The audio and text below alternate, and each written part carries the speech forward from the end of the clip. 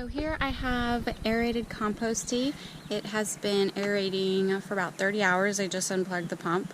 And the sun is starting to come off the garden, so it's safe for me to put this out and feed my plants with it. It's probably about 4 gallons. And I use our horse manure and a little bit of worm castings and a little bit of molasses in here. I've only used this once, but I think I've read a lot about the benefits of this, and I think it'll be really helpful in the long term. Right next to the greenhouse, I have a small sunflower patch. It's probably about 3 by 5, and I have 2 different varieties. I have Mammoth and a smaller one called Sunspot, and I just kind of sprinkled them in. So I'm not really sure what's what right now. I've always wanted to grow sunflowers, and I haven't really put the time and effort into it. And these are just growing in the ground, and I put a little bit of our horse manure compost on top, probably about 1 or 2 inches. And they're doing really well. These are probably 3 weeks old right now.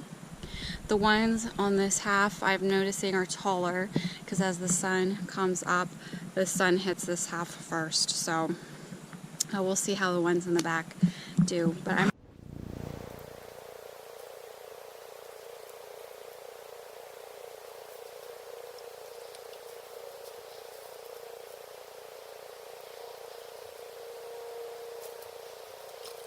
I'm in this little pot right next to the patch, I put in bachelor button seeds.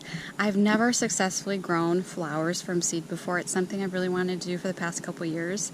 I have a small little bundle here, seem to be coming through. I'm kind of surprised I packed them that tightly close together. I assume those are flower seeds that I planted, and then not much else has really come through just yet. One lone pepper plant right now, and I actually started this from seed in September. It's March now, and it's grown a lot of leaves, but I haven't gotten a single pepper off this. It probably wasn't very happy through the winter, and I don't have any blooms. It has gotten blooms before, but no fruit has produced. So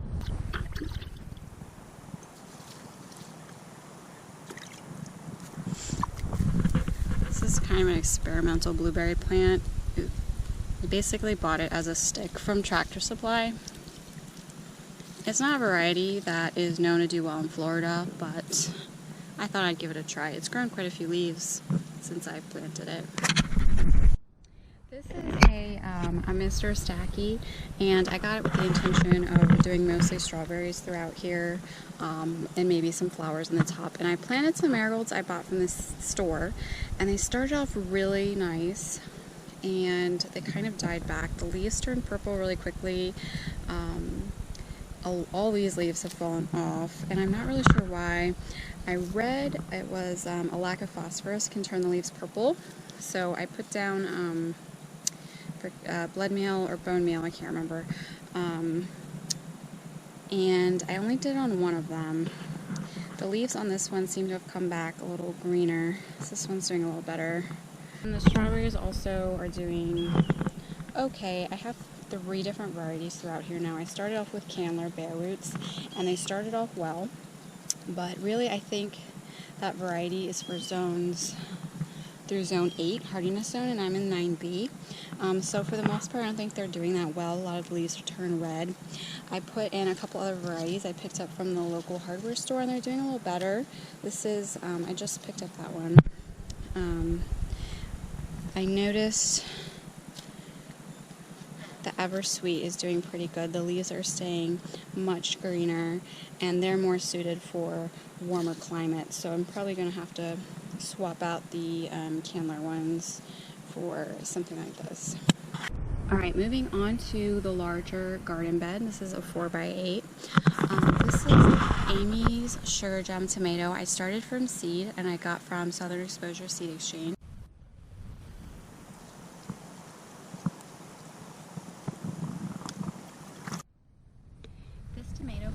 I bought at the hardware store recently, and I just put it in the ground a couple days ago.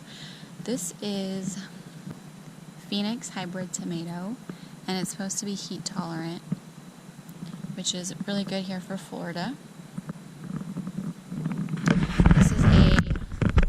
permanent style tomato. I kind of ran out of space for supporting indeterminate style, and because I don't have as many seedlings as I was planning on having, I decided to pick this one up at the store, and I'll probably, when this gets a little taller, clip off some of these bottom leaves that are touching the ground. Most of these plants have drip irrigation. This is the first time I'm using this, and I really like it. These are bubblers, so it's getting water directly to the roots where it needs it without watering overhead, which provides slow, deep watering. It's kind of a hodgepodge right now because I didn't really have a good plan of where plants would go. It's just kind of patch in wherever I put plants. I just add a bubbler. These are red noodle beans, or yard-long asparagus beans. There's 3. These I direct seeded into the ground probably about 2 weeks ago, and they've come up really nicely. I added stripper hose to these. I have another row on the other side of this trellis that has bubblers, so it's kind of an experiment. These are supposed to do really well in heat, which is awesome because that's something we have a lot of here in Florida.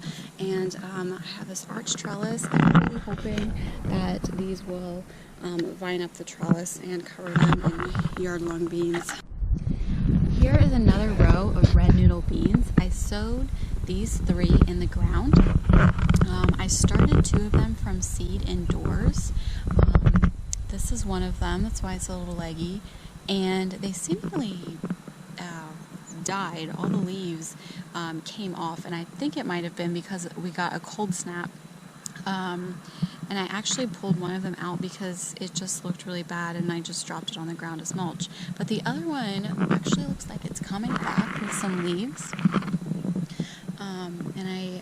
And I moved this one. It was really close to the other one on the end, and it seemed to have handled the transplant fine. The guidelines for spacing is 4 inches, so I think having 4 along here should be okay. But they look really happy, and the ones that were direct sowed definitely look a lot better.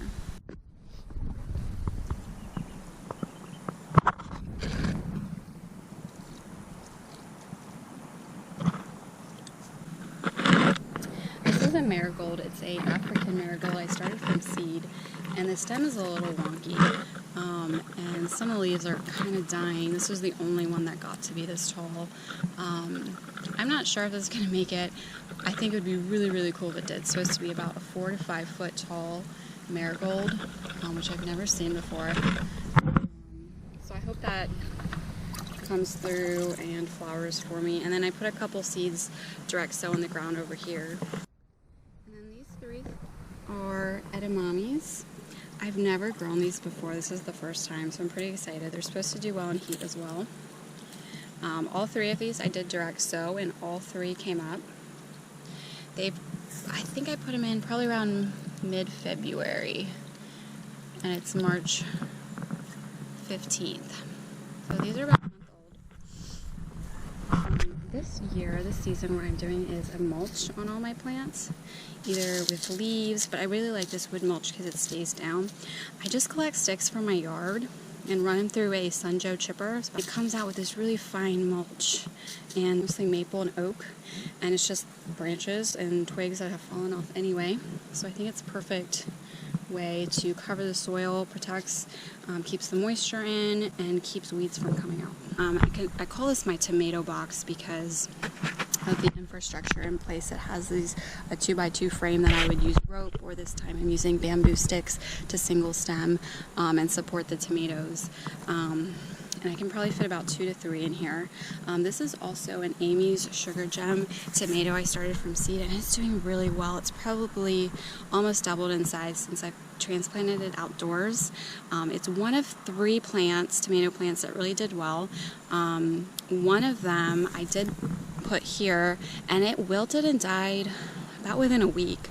I'm not sure why. I kind of wonder if I have some kind of wilt fungus disease in this soil, and it kind of makes sense because in the fall when I tried putting cucumber seedlings in here, they also wilted and died very quickly.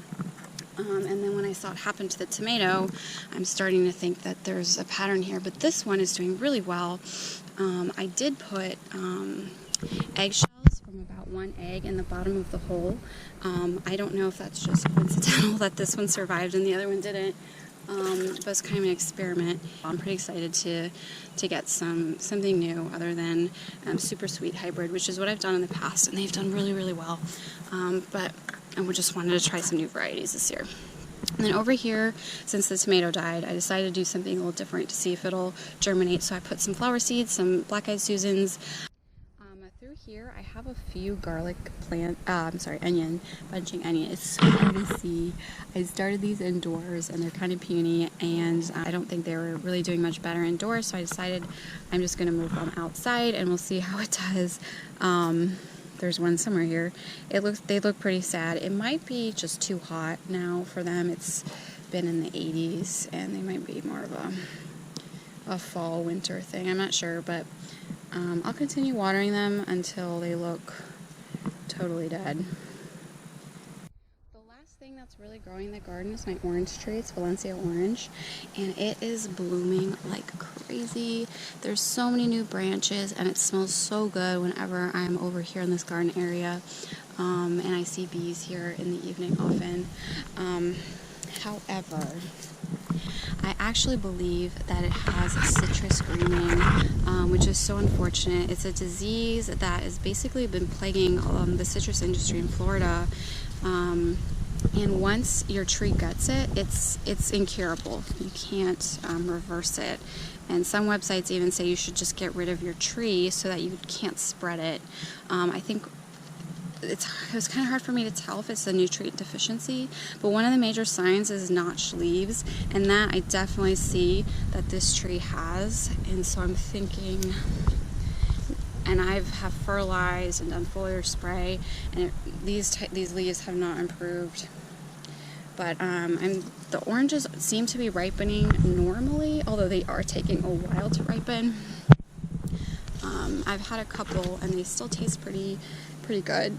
But over time, this tree will decline and the taste of the oranges will get more bitter. But this tree, I've never seen it looking so full and so bushy with so many new leaves that it's such a shame that it has this. And it's kind of hard for me to get rid of the tree.